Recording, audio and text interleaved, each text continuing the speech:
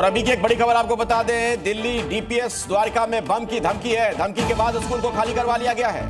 तो देखिए, दिल्ली पुलिस और बम स्क्वाड की टीम मौके पर पहुंच चुकी है। फायर ब्रिगेड की टीम भी मौके पर मौजूद है। हालांकि ये पहली बार नहीं है जब इस तरीके की घटनाएं सामने आई हो। पिछले कुछ दिनों से लगातार दिल्ली के तमाम स्कूल्स को इस तरीके की धमकियां दी गई हैं और अब द्वारका के दिल्ली डीपीएस स्कूल को बम की धमकी मिली। उत्तर प्रदेश के वाराणसी में सड़कों का चौड़ीकरण का काम चल रहा है, लेकिन इस चौड़ीकरण की जद में अब पूर्व भारतीय हॉकी खिलाड़ी का घर आ रहा है, जिसकी चर्चा आजकल काफी जोरों शोरों से चल रही है। वाराणसी के पुलिस लाइन चौराहे से कचहरी चौराहे के बीच चल ध्वस्तीकरण का अभियान चलाया जा रहा है। दरअसल इस चौड़ीकरण में मकान नंबर S6/99 को ध्वस्त किया जाना है। आपको बता दें कि ये घर भारतीय हॉकी टीम के पूर्व खिलाड़ी मोहम्मद शाहिद का है, जिसने हॉकी का जादूगर भी कहा जाता था।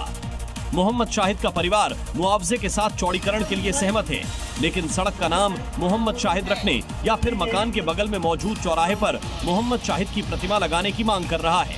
खबर रीवा से है। मंदिर दरगाह विवाद, दरगाह पर हमले में 4 आरोपी गिरफ्तार किया गया है। दरगाह को क्षतिग्रस्त किया गया था। क्षतिग्रस्त हिस्से की मरम्मत हो रही है। हिंदू पक्ष ने मंदिर होने का यहां दावा किया था।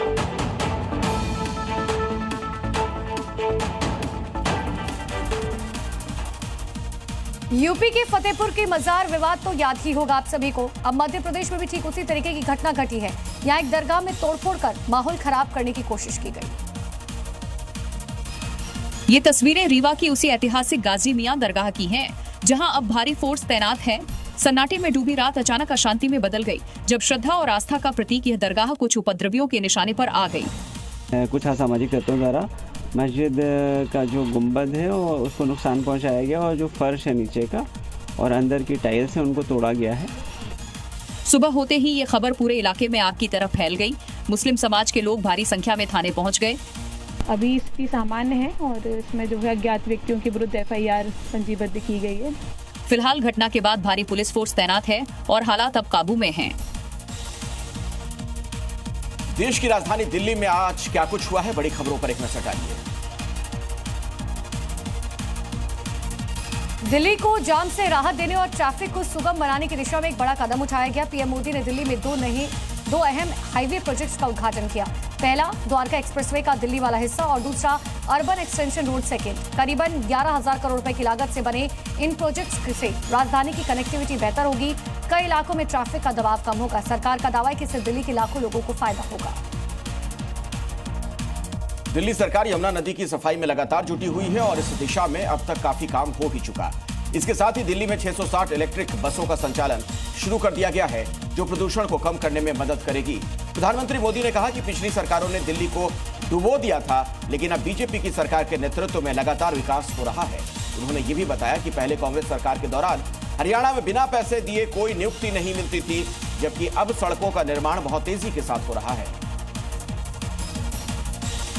दिल्ली के मोती नगर इलाके में बाइक सवार को कुचलने वाले थार चालक को पुलिस ने गिरफ्तार किया। आपको बता दें, आरोपी ने अपनी कार से कुछ दिन पहले बाइक सवार को कुचलने की कोशिश की थी, जिसमें बाइक सवार गंभीर रूप से घायल हुआ था, जिसे अस्पताल में भर्ती कराया गया, जिसके बाद पुलिस ने कार्रवाई कर आरोपी अमरिंदर को गिरफ्तार कर लिया। दिल्ली के शिक्षा मंत्री आशीष सूद ने बारिश के कारण कई जगह पानी भरने की शिकायतों के बाद पिछली सरकार पर हमला बोला। उन्होंने कहा, पूरे जनकपुरी में बरसात के दिनों में जलजमाव की भारी समस्या है। पिछली सरकार के विधायक ने इस क्षेत्र में 10 साल तक कोई काम नहीं किया, जिस कारण यहां समस्याओं का अंबार है। बरसात के कारण 2-2 फुट पानी भर चुका है।